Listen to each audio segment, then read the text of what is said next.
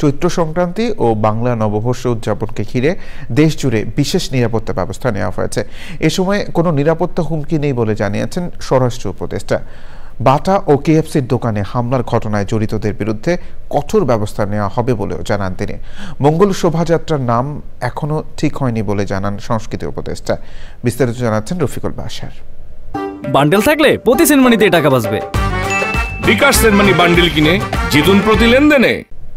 চৈত্র সংক্রান্তি ও বাংলা নববর্ষ উদযাপনকে ঘিরে এবার নানা আলোচনা হয়েছে। ইউনেস্কো স্বীকৃত মঙ্গল শোভাযাত্রার নাম কি হবে এ নিয়েও আগ্রহ সবার মধ্যে। এসব বিষয়ে সিদ্ধান্ত নিয়ে স্বরাষ্ট্র মন্ত্রণালয়ে উচ্চ পর্যায়ের বিশেষ সভা শেষে জানানো হয়, সারা দেশে উৎসব সুষ্ঠুভাবে উদযাপনে সব ব্যবস্থা নেওয়া হয়েছে।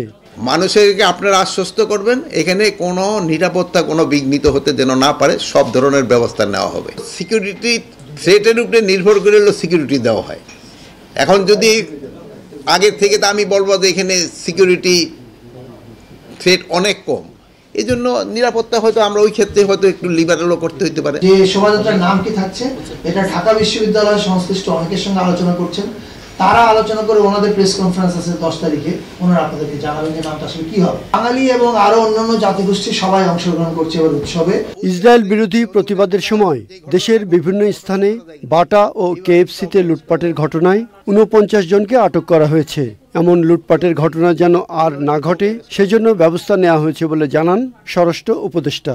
যে জায়গাগুলি ঘটছে ওই জায়গাগুলির নিরাপত্তা দেওয়া আমাদেরই দায়িত্ব। যারা এটা ঘটিয়েছে তাদের বিরুদ্ধে আমরা আইনানুগ ব্যবস্থা নিব এবং ভবিষ্যতে যেন এই ধরনের ঘটনা না ঘটে এই জন্য স্বরাষ্ট্র মন্ত্রণালয় ব্যবস্থা নেবে। 2-4 জন বেশি উদ্যোগে অপকর্মটা করে ফেলে, এখন যারা করে ফেলছে তাদের আমরা আইনের আওতায় না, এটা কোনো উদ্দেশ্য হয় না, হঠাৎ ঘটে গেছে। পহেলা বৈশাখে মঙ্গল শোভাযাত্রার চূড়ান্ত নাম 10ই এপ্রিল ঢাকা বিশ্ববিদ্যালয়ের পক্ষ থেকে জানানো হবে বলে জানান সংস্কৃতি উপদেষ্টা।